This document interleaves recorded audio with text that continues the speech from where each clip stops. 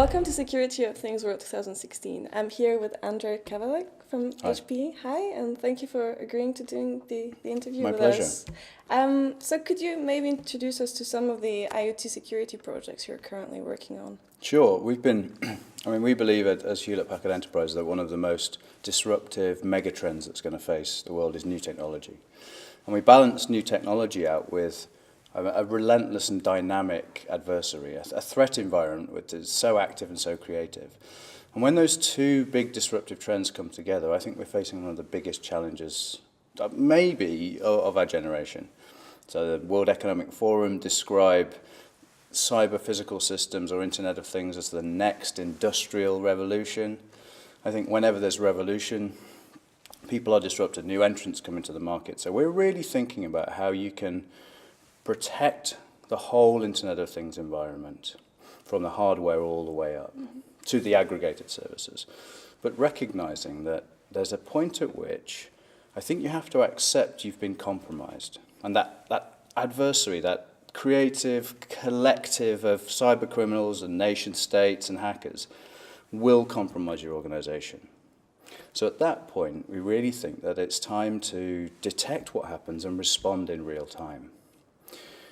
And then obviously, once that happens, you need to restore the critical service that you have.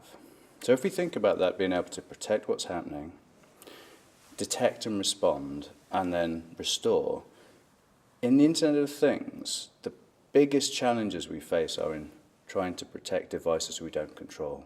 Small, tiny sensors and actuators, fridges and cars, and amazing ecosystems of healthcare, of industries and manufacturing, where all of these devices are arm's length and they exist in a slightly different world and they're hyper-connected together.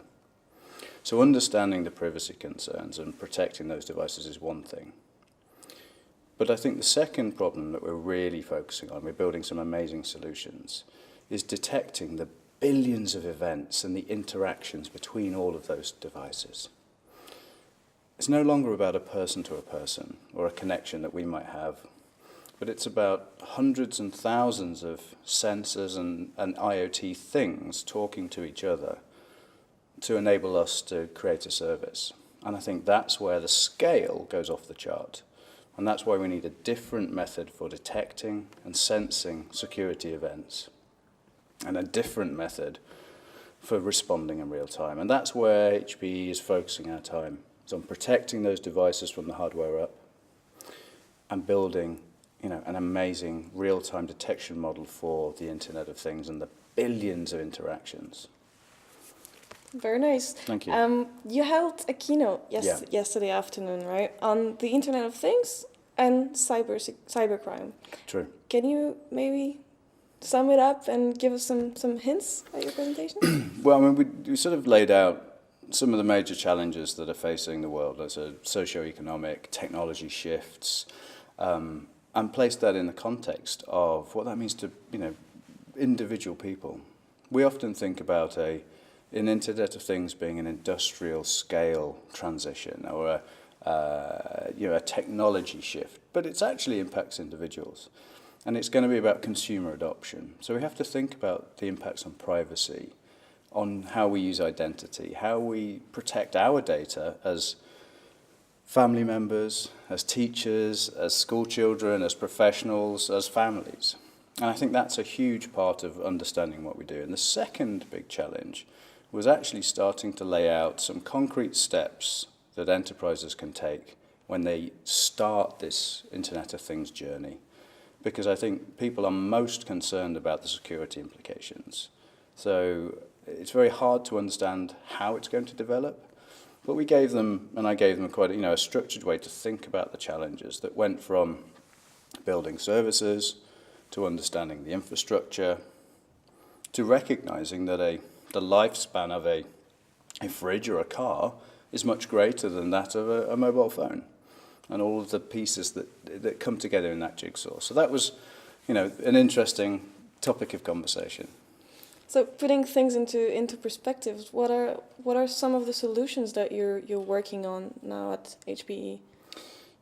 I think, as I talked about, one of the the biggest areas for the future for us is around analytics of big data and sentiment and correlating security events at the mega scale across billions of events in real time. I think that will solve the future. Here and now, we believe it's about encrypting and securing the data, the device, and allowing people to respond, to the security threats they see today. And those are the big things that we're working on, and we believe we're making some huge changes in doing that. It's really cool. Nice. Coming back to the event, what do you think of the community gathered here and the event format?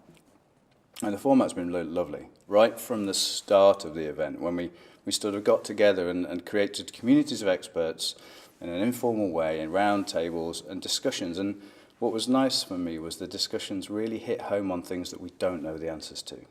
It's very easy to talk about what you know about, and there's a bit of that. But people were really sharing perspectives on things they don't have the answers to. And that's one, maybe if I think about how I would describe the whole event, it's really community of people sharing their experiences and working on common problems, because security in the Internet of Things is something that's not going to go away.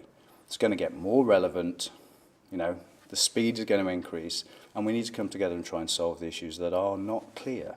And they're not clear from a single country or a region perspective, and they're really not clear globally. So it's important to have, these global meetings where we come together.